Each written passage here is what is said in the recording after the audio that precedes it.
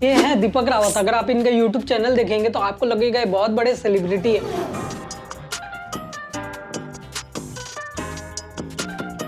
लेकिन ये कोई एक्टर नहीं है, ये है आईएएस ऑफिसर। और एक पॉइंट उनकी पॉपुलैरिटी का ये भी है कि हमारे देश की ज्यादातर युवा आईएएस ऑफिसर बनना चाहती है और हमारे देश की युवा को आईएएस आईपीएस ही नहीं कोई भी सरकारी नौकरी चलेगी। हाल में मध्य प्रदेश की गवर्नमेंट ने 15 वैकेंसी निकाली थी प्यून, वॉचमैन और ड्राइवर के लिए, जिसे 11,000 से ज्यादा लोगों ने अप्लाई किया, जिसमें बहुत सारे लोग पीएचडी किए हुए थे। और इंडिया में करोड़ों लोग हर साल गवर्नमेंट एग्जाम के प्रिपरेशन में अपनी जिंदगी के ज्यादातर समय लगा देते हैं, जिसमें से ज्यादातर लोगों को गवर्नमेंट जॉब नहीं मिलती है। जैसे कि इलाहाबाद के जीवन साख्या, इन्होंने अपनी जिंदगी के 16 साल गवर्नमेंट एग्जाम की तैयारी में निकाल दिए और इन्होंने इस दौरान 5 से ज्यादा डिग्रियां भी कर ली, लेकिन उनको जॉब नहीं मिला। और हर साल बहुत सारे लोग बहुत सारा पैसा और टाइम गवर्नमेंट एग्जाम की तैयारी में खर्च कर देते हैं। क्या इतनी तपस्या सही है कि नहीं, चलिए जानते हैं इस वीडियो में। और सबसे पहले हमारा ये जानना है कि लोग सरकारी नौकरी के पीछे भागते क्यों है, और इसके 2 मेन कारण है। पहला तो उन्हें सिक्योरिटी मिल जाती है। अब बहुत सारे लोग ऐसा बोलेंगे जिनके पास जॉब नहीं होती है वो सरकारी नौकरी के लिए अप्लाई करते हैं, लेकिन ये सच नहीं है। बहुत सारे लोग प्राइवेट सेक्टर में काम करते हैं या तो वो ऑलरेडी सरकारी जॉब में लगे हुए होते,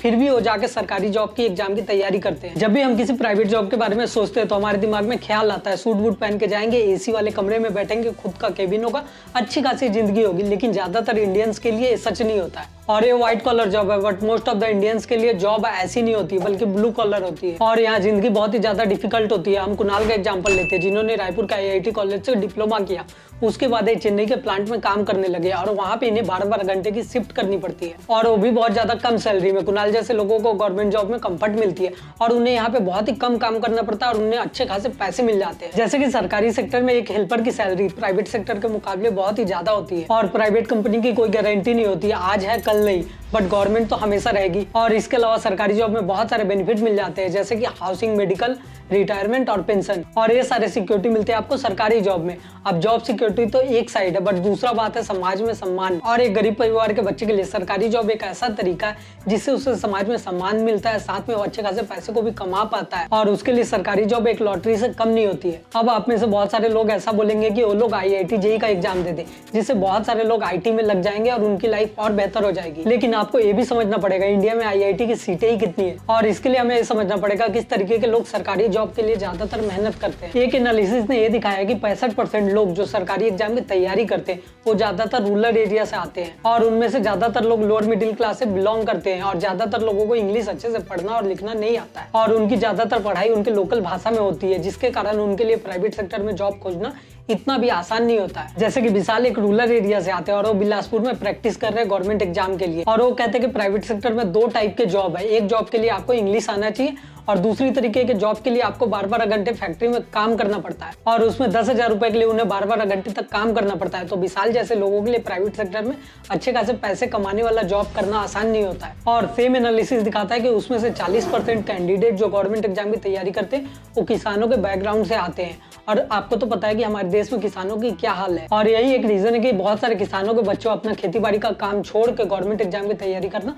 उन्हें लाइफ में एक बहुत ही अच्छा ऑप्शन लगता है। जैसे कि अनिल है, वो झारखंड के एक छोटे से गांव में रहते हैं, वो इलाहाबाद शिफ्ट हो जाते हैं गवर्नमेंट एग्जाम की तैयारी के लिए। ऐसा फैमिली लोग में चाहते हैं कि लोग एक गवर्नमेंट जॉब मिल जाए, जिससे से फैमिली में सपोर्ट हो जाए और आने वाली जो पीढ़ियां हैं उनके लिए भी एक रोड मैप तैयार हो जाए। और एक सरकारी जॉब से आपको समाज में सम्मान ही नहीं मिलता, ये आपके परिवार पे भी असर करता है। और सरकारी जॉब स्पेशली लड़कों की शादी में बहुत ज्यादा असर करता है। जैसे कि हरियाणा में ज्यादातर लोग अपनी लड़की की शादी एक सरकारी जॉब वाले लड़के से कराना चाहते हैं। एक टीचर ने अपनी लड़की की शादी में 60 लाख रुपए खर्च कर दिए क्योंकि उनको जो दूल्हा मिला था वो सरकारी नौकरी करता था और वो भी एक कलर की जॉब। संदीप सिंह जो कि एक मैरिज एजेंट है, वो बताते हैं अगर आप कलर की जॉब में हो तो आपको अच्छा खासा दहेज मिल सकता है और करीब आपको 15 लाख की गाड़ी मिल जाएगी। दहेज लेकर शादी करोगे या फिर? मैम हम तो फ्री में करेंगे, करिएगा आप। और यही एक मेन रीजन है जिसके कारण लोग सालों तक तपस्या करते हैं कि उन्हें सरकारी नौकरी मिल जाए, और कई बार उनकी तपस्या सफल नहीं होती, तब जाके उन्हें मजबूरी में काम करना पड़ता है ताकि उन्हें कुछ पैसे मिल जाए। और दूसरा चीज है कि हमारे पास बहुत ही ज्यादा कम अपॉर्चुनिटी है। जैसे कि रानी कुमारी, इन्होंने साइंस से पोस्ट ग्रेजुएशन की हुई है और इन्होंने नीट का एग्जाम भी क्लियर किया हुआ है। इसके बावजूद वो कोचिंग इंस्टीट्यूट में 4,000 रुपए महीने में काम कर रही है। इसीलिए इंडियन यूथ को ऐसे स्किल सीखने की बहुत ही ज्यादा जरूरत है जिसकी जॉब के मार्केट में जरूरत है। तो सरकारी एग्जाम के प्रिपरेशन में क्या नुकसान होता है हमारा?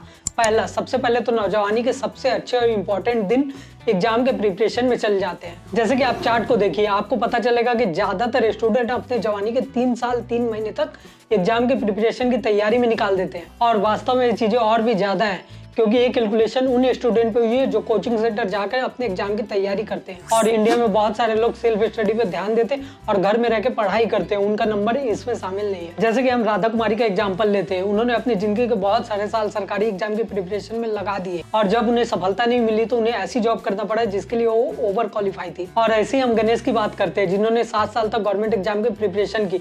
जब उन्हें जॉब नहीं मिली तो बाद में जाके जयपुर में सेम कोचिंग इंस्टीट्यूट में जाके ट्यूटर बन गए। और वो कहते हैं कि स्टार्टिंग में तो सब बड़े ऑफिसर बनने का ट्राई करते हैं, लेकिन जब उन्हें सक्सेस नहीं मिलती है तो छोटे मोटे कोई भी सरकारी जॉब करने के लिए अप्लाई कर देते हैं। और जिन जॉब के लिए वो ओवर क्वालिफाई होते हैं उन जॉब के लिए भी अप्लाई कर देते हैं, जिसके कारण अदर स्टूडेंट्स का कंपटीशन बढ़ जाता है। और इसी वजह से एक पुलिस मैसेंजर का जॉब, जो कि एक थाने से दूसरे थाने तक फाइल ट्रांसफर करता है, उस जॉब के लिए 1 लाख लोगों ने अप्लाई किया था, जिसमें से 3700 से ज्यादा पीएचडी होल्डर थे। और ये उत्तर प्रदेश की बात है। इस जॉब की जो बेसिक एलिजिबिलिटी थी उसमें आपको फर्स्ट क्लास पास और आपके पास एक साइकिल होनी चाहिए बस। और इस जॉब के लिए पीएचडी वालों ने अप्लाई किया हुआ था। और दूसरा नुकसान है पैसों का। सरकारी एग्जाम की तैयारी करने वाले 90% लोग बेरोजगार होते हैं और वो अपने फाइनेंशियल सपोर्ट के लिए अपने परिवार पे डिपेंड करते हैं। और एक कैंडिडेट के पीछे हर साल इलाहाबाद जैसे शहर में 1.5 लाख, वहीं अगर आप दिल्ली जाके तैयारी करते हैं तो 3 लाख रुपए का खर्च आता है। और इनमें से ज्यादातर लोग गरीब परिवार से आते हैं, मतलब अगर वो सरकारी एग्जाम की तैयारी कर रहे हैं तो उनके परिवार पे बहुत ही ज्यादा दबाव आती है और बहुत सारे लोग बहुत ज्यादा सेक्रीफाइस करते हैं ताकि उनका बच्चा गवर्नमेंट एग्जाम की तैयारी कर सके। आर्थिक स्थिति ठीक ना हमारी, एक रोटी के बारे में सोचूं बापू की कोचिंग के बारे में सोचूं, ये हालत है। कर्जा वो रखे। जैसे कि रमेश, जो कि प्रयागराज में एक स्टूडेंट है, उन्होंने बताया कि उनके परिवार ने कर्ज लिया हुआ है और साथ में अपनी जमीन को बहुत ही कम रेट में बेचा ताकि उनका लड़का गवर्नमेंट एग्जाम की तैयारी कर सके। और सिचुएशन इतनी बुरी हो जाती है कि कई बार बच्चों को 10 रुपए का किताब खरीदने से पहले 10 बार सोचना पड़ता है। और तीसरा सबसे बड़ा नुकसान होता है इकोनॉमी का।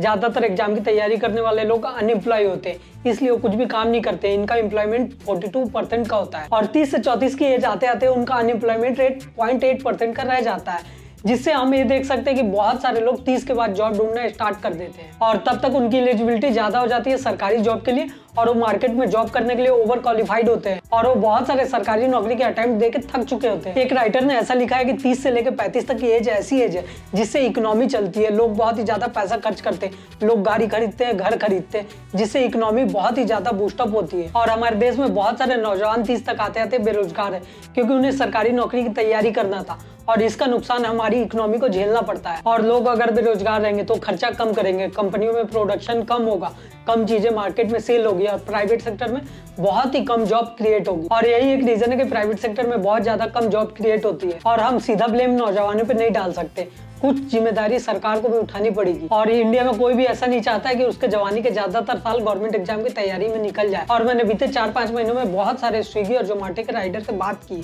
और उन्होंने ऐसा कहा कि उन्हें जॉब नहीं करना है, वो नहीं चाहते ऐसा जॉब करना क्योंकि इसमें मेहनत बहुत ही ज्यादा है और उन्हें रिस्पेक्ट नहीं मिलती। और इंडिया में प्रॉब्लम है कि ब्लू कॉलर जॉब के लिए रिस्पेक्ट नहीं है, जैसे कि ड्राइवर हो गए, सिक्योरिटी गार्ड हो गए, डिलीवरी एजेंट हो गए, वेटर और सफाई वाला। समाज इन्हें सम्मान नहीं देता।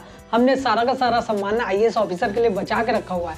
अगर समाज में आपके काम के लिए कोई सम्मान नहीं देगा तो कौन भला ऐसा काम करना चाहेगा। इंडिया के 65% पॉपुलेशन 35 के एज के अंदर आती है, जो कि इंडिया का स्ट्रेंथ बताया जाता है, लेकिन इस स्ट्रेंथ को यूज करने के लिए हमें जॉब चाहिए और वो भी अच्छी जॉब। अगर सारे के सारे लोग गवर्नमेंट एग्जाम की तैयारी में लगे रहेंगे, ना तो उससे देश का भला है, ना ही नौजवानों का, ना ही परिवारों का। आपको क्या लगता है कमेंट में जरूर बताएं। अगर आप यहाँ तक आ गए हैं तो इस वीडियो को लाइक और हमारे चैनल को सब्सक्राइब जरूर करें।